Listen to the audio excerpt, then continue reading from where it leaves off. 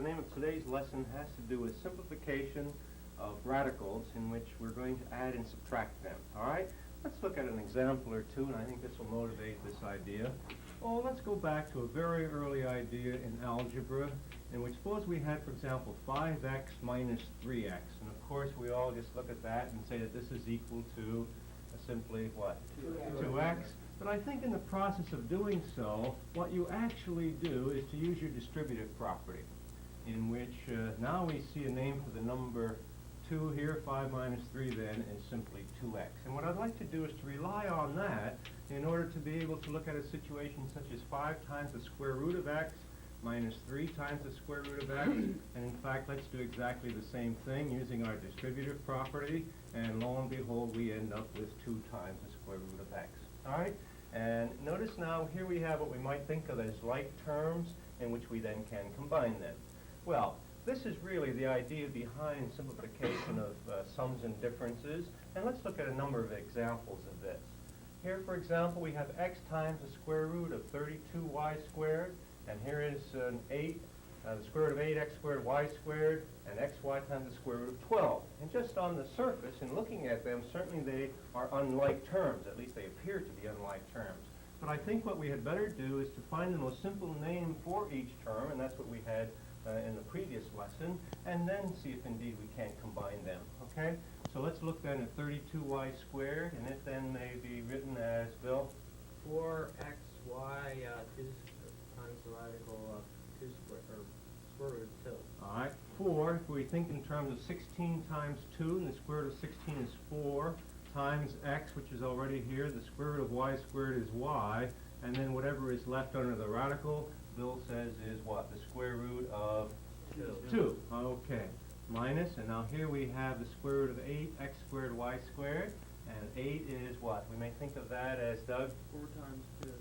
There's 4, if you, all right, that's 4 times 2, well, all right, that's under the radical, so let's take that 2 out, okay, Doug? You have 2xy There's a 2xy rad 2 times the square root of 2, and by golly, it looks like these two are like terms. And then here we have what? Plus, and we have the square root of 12, may be thought of as what, Steve? 4 root 3. So this would be The square root of 4 times 3, which is a perfect square of 4, which is what number? 2. So let's take that number 2 out, and we have what? 2xy square root times the square root of 3. Is that right? The square root of 3. Now, looking at these 3 terms, here we have 4xy times the square root of 2 minus 2xy times the square root of 2 plus 2xy times the square root of 3. And certainly they're not all like terms, but I think we may simplify from these two, and here we have a name for 4xy root 2 minus 2xy root 2 is 2xy root 2, is that right? Plus, and now here we have a 2xy root 3. Now, in fact, you may stop right here. This is one name for the most simple name for this original expression.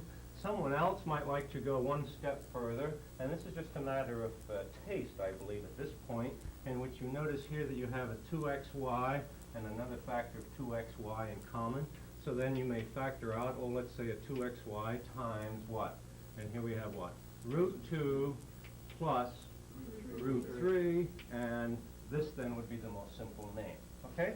Notice, by the way, that, for example, in this line we have 2 times xy times the square root of 2. Now, normally we put constants in front of the variables, in which we normally write 2 root 2 times xy. But because of the danger of having this square root symbol slip over a little bit, there's the possibility of misunderstanding there. So one habit that most people get into is to put the radicals at the end, as we have here. Well, let's look at another example. Here we have 4 times the cube root of 16a minus 2a times the cube root of 54 over a squared.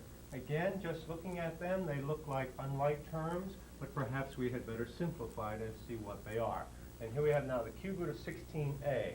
And 16 contains a perfect cube of what?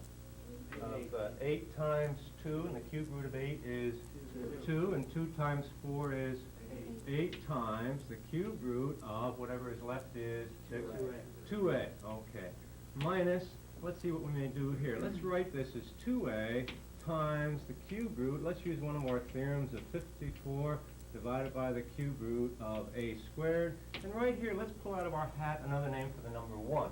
And what name for the number 1 would you like to use right here? And Doug? Cube root of A over the cube root of A. Good. The cube root of A over the cube root of A. Does everyone agree with that? And of course, the purpose of doing so is to say that the cube root of A squared times the cube root of A is the cube root of A cubed, which of course is A. And here we have what? Not much we can do with this factor, with this term rather, minus.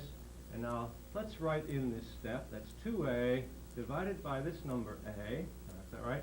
Times, now the cube root of 54, does that contain a perfect cube?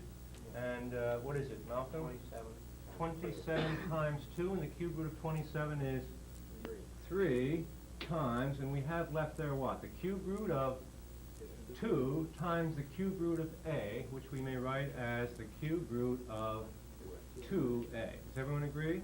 Now, right here there is a name for the number 1, A over A, and we still have 2 times 3, so let's then write in here 8 times the cube root of 2A minus, and 2 times 3 is 6 times the cube root of 2A, and by golly, the problem is rigged, because now there is a most simple name of 2 times the cube root of 2A. Okay? Well, let's look at another example. In this case, notice that we have an equation in which the equation itself involves radicals, but notice that the variable is outside the radical. The radicals are simply the constants that we are dealing with here. Well, let's see now. X times the square root of 12, and the square root of 12 has a simpler name of what? That's what? 2 times the square root of 3. In this case, notice I put the constant in front, plus the square root of 6 is equal to the square root of 24 is what? Anyone? What's another name for the square root of 24? 2 times the square root of what? 6 plus, and now the square root of 27 is what? 3 root 3 times what? Times x, our variable x. Is that right? Now let's look at this, and notice here we have 2 root 3, and here we have a 3 root 3x, and let's subtract 2 root 3x from both sides, all right? And when we do so, 3 root 3x minus a 2 root 3x leaves us what? Root 3x. Does everyone agree with that? Let's then subtract 2 root 6 from both sides, and there is a root 6 minus a 2 root 6 is what? A negative root 6. If we then were to turn the entire thing around, we have negative root 6 divided by the square root of 3. Is that right? Now, root 6 over root 3 may be thought of in terms of the square root of 6 over 3, which is another name for, well, the square root of 2. So we have negative the square root of 2 as the solution set to this original equation. And in fact, we may write that in terms of our set notation. And indeed, one could check if we wanted to make sure that that number made this sentence true. Okay? Let's look at a last example. I think that's probably all that we need to do in this lesson. Here we have x minus 1, the quantity squared equals 28. And for the first time, we have a number which is not a perfect square here. And also, in fact, inside the parentheses, it's not simply x, but rather x minus 1, the quantity squared. Well, in fact, we handled situations such as x squared equals 9 before, in which we said that then is x equals 3, or x equals negative 3. And in this case, we have what? X minus 1 then is going to be equal to what? The positive square root of 28, or x minus 1 then is equal to what? Negative the square root of 28. And therefore we have, well, let's write this as x minus 1 equals, there's a simpler name for root 28, which is what? 2 root 7, Kirby says. 2 root 7, or x minus 1 equals what? Negative 2 root 7. And now we may add 1 to both sides. Here we have what? 1 plus 2 root 7, or we have x equals 1 minus 2 root 7. And in fact, if we were to write our solution set in terms of set notation, we have these two numbers which will make the sentence true, and indeed that's the solution set. Okay? So notice now for the first time we have numbers which are solution sets of equations which are not integers. Certainly they're not rational numbers, they are irrational numbers. Well, let me give you your homework assignment, and this will give you an opportunity to practice some of these problems.